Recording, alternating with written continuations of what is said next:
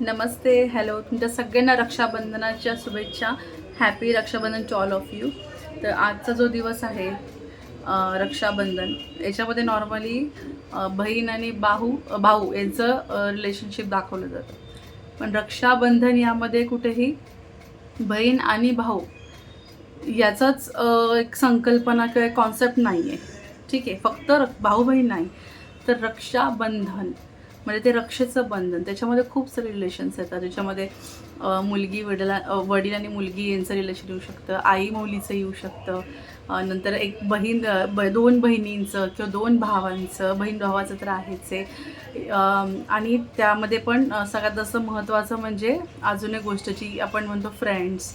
ठीक आहे, जे आपली रक्षा करतात किंवा आपल्यासाठी नेहमी उभे असतात किंवा आपणही त्यांच्यासाठी उभे असतो. आणि नंतर नवरा बायकोचं एक प्युअर रिलेशनशिप असतं. त्याच्यामध्ये पण दोघे एकमेकांची एका पद्धतीने इक्वॅलिटी दाखवून रक्षाच करतात. तर रक्षाबंधन यामध्ये फक्त भाऊ बहीण यांचं नातं न समजतं सगळे ज्या बंधनात रक्षा आहे ते बंधन सेलिब्रेट केलं पाहिजे. त्यामुळे सगळ्यांना परत एकदा हॅपी रक्षाबंधन. आणि सगळ्यांनी दिवस चांगला सेलिब्रेट केला असेलच आणि करत असा. आणि अजून एक सांगायची गोष्ट झाली तर अशी, बऱ्याच वेळेला असं होतं की भाऊ बहीण फक्त वर्षातनं एकदा भेटतात. म्हणजे मुलगी जेव्हा बहीण लग्न करून दुसऱ्या घरी जाते त्यावेळेला वर्षातनं एकदा किंवा काही जण 2 वर्षातनं एकदा, जास्तच लांब राहत असेल तर असं होतं. तर तसं करू नका.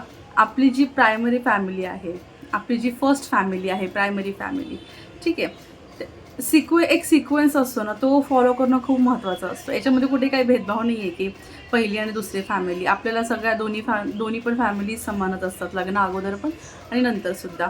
पण एक सिक्वेन्स फॉलो करणं खूप महत्त्वाचं असतं. ते म्हणजे आपले आईवडील, आपला भाऊ, आपली बहीण. तर तिथे कन्सिस्टन्सी ठेवा.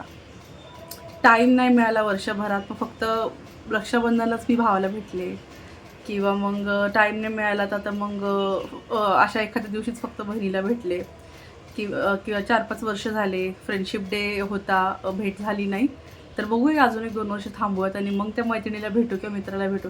असं करू नका. ठीक आहे, प्रत्येक नातं, प्रत्येक रिलेशनशिपची ना एक वेगळी त्यांची एक लेवल असते, एक वेगळी प्रायोरिटी असते, त्याचं स्थान वेगळं असतं. कुठलंच रिलेशन कुठलीही म्हणजे जागा घेऊ नाही शकत. कुठला दुसरा व्यक्ती एखाद्या रिलेशनशिपमधला एक वेगळ्या रिलेशनशिपमध्ये जागा नाही घेऊ शकत, है ना. जसं तुम्हाला मदरचं प्रेम, आईचं प्रेम आई, वडिलांचं प्रेम वडील, बहिणीचं प्रेम असं वेगळं, ती बहीणच देते, भावाचं प्रेम तो भाऊच देतो, तसं असतं. त्यामुळे त्याच्यामध्ये कन्सिस्टन्सी ठेवा. आणि फक्त अशा चांगल्या दिवस आला कॅलेंडरमधला की तेव्हाच फक्त आपण त्यांना भेटायचे किंवा तेव्हा एफर्ट्स घ्यायचे, तसं करू नका. कन्सिस्टन्सी नेहमी ठेवा. तर भेटूयात पुढच्या सगळ्या व्हिडिओमध्ये. आय होप तुम्हाला आज जे पण मी बोलले ते समजलं असेल आणि कुठला पण गैरसमज न करता व्यवस्थित ऐका जे पण मी बोलले आहे ते. अशीच व्हिडिओ मी टाकत राहणार आहे माझ्या नवीन चॅनलवरती, त्याचं नाव आहे सोच सवाल सोल्युशन. भेटूयात पुढच्या व्हिडिओमध्ये. बाय.